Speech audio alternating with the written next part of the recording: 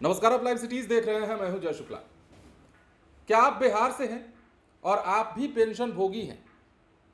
तो जरा रुकिए और इस खबर को सुन लीजिए, क्योंकि बिहार के लगभग 1 करोड़ पेंशन भोगियों के लिए हम जो खबर लेकर आए हैं वो आपको जरूर जानना चाहिए, अन्यथा आपका पेंशन आना बंद हो जाएगा।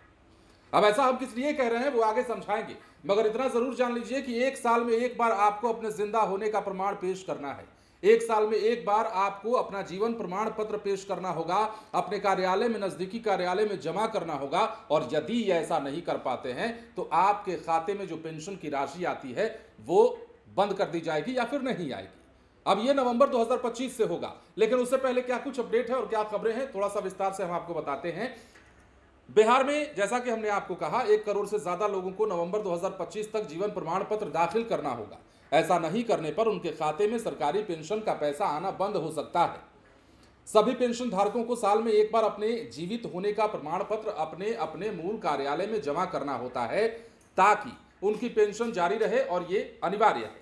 पेंशन और पेंशन भोगी कल्याण विभाग भारत सरकार के अनुसार वो 1 नवंबर से 30 नवंबर 2025 तक देश में चौथा राष्ट्रव्यापी डिजिटल जीवन प्रमाण पत्र अभियान चलाएगा।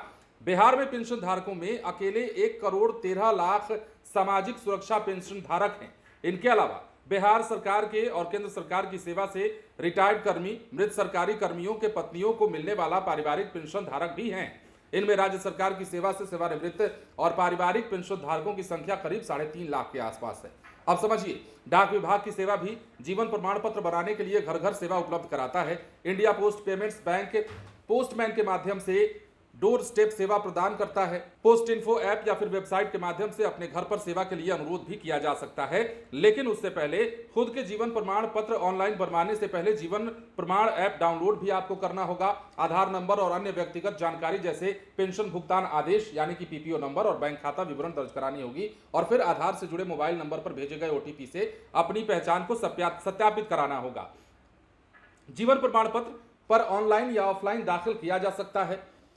ऑनलाइन जीवन प्रमाण पत्र पोर्टल या फिर जीवन प्रमाण ऐप का उपयोग भी किया जा सकता है, इसको बनाने में या इसे दाखिल करने के एवज में।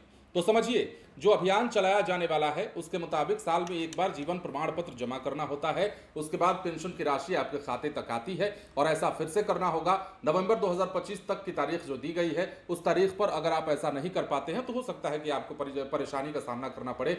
हो सकता है कि आपके खाते में जो आने वाला पैसा है वो हर महीने की तरह अगले महीने ना आए। मतलब नवंबर में अगर आप ऐसा नहीं करते हैं तो हो सकता है कि दिसंबर में आपके खाते में पैसे ना आए, और ये बहुत ज़रूरी है। हमने सोचा कि आपको ये खबर बताई जाए, क्योंकि बिहार में 1 करोड़ से लगभग ज़्यादा ही पेंशन धारक हैं, पेंशन भोगी हैं, और इन पेंशन भोगियों को किसी प्रकार की दिक्कत ना हो, इसलिए खबर बताना ज़रूरी था। बने रहें लाइव सिटीज के साथ। धन्यवाद।